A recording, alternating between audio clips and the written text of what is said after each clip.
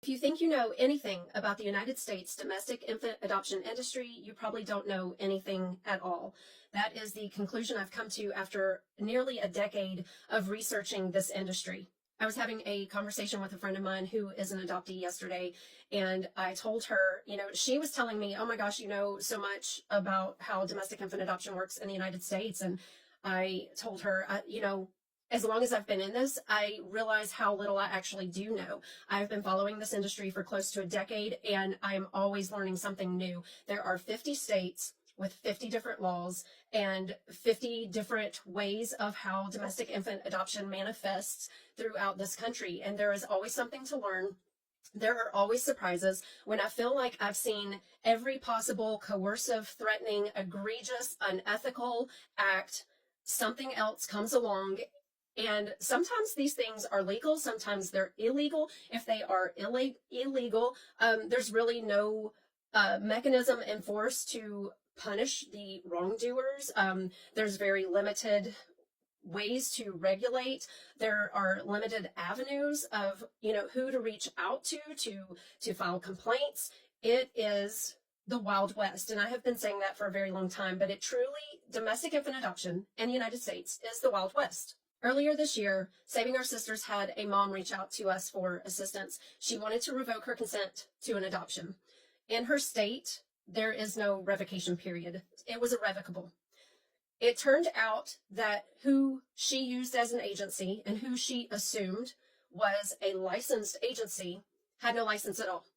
And they were acting as a fully licensed agency. They were doing everything a fully licensed agency would do. They were getting authorizations to have access to her private medical information. They collected the signatures for consent. They were filing court documents. Their website was, it looked as professional as could be. Every indication was that this agency was licensed, and they were not. Ultimately, she did get her baby back because of this. They were found to have been fraudulent and deceptive, and a court did award her custody of her baby in a state that has irrevocable consents. We at Saving Our Sisters were incredulous.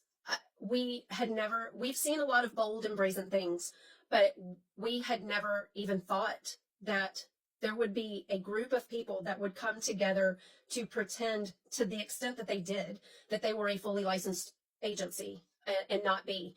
So at that point, we decided a new service that we would provide for our clients is that we will verify the license of the agency that any of our clients may be connected with. Verifying the license of a child placing agency seems like it would be very easy on the surface. It has turned out not to be. There are 50 states with 50 different laws and 50 different ways of doing things. There are states who have very easy access to be able to search their up-to-date licensed child placing agencies. There are a lot of states where it is very difficult to find that information. There's a lot of phone tag, email tag, constantly trying to find the right person to reach out to, being ghosted.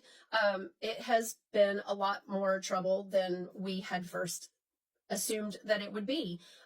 We have had states respond to us, and this is another thing where it's just like you cannot assume anything in this industry. We have had some states respond to us saying that they personally reached out to the agency to make sure that they were licensed in their state.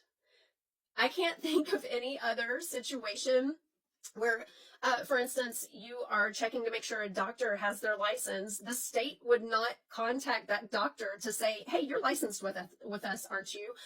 But we've had a number of states that actually respond to us in that way. And then it's like, did you reach out to the agency to verify the license?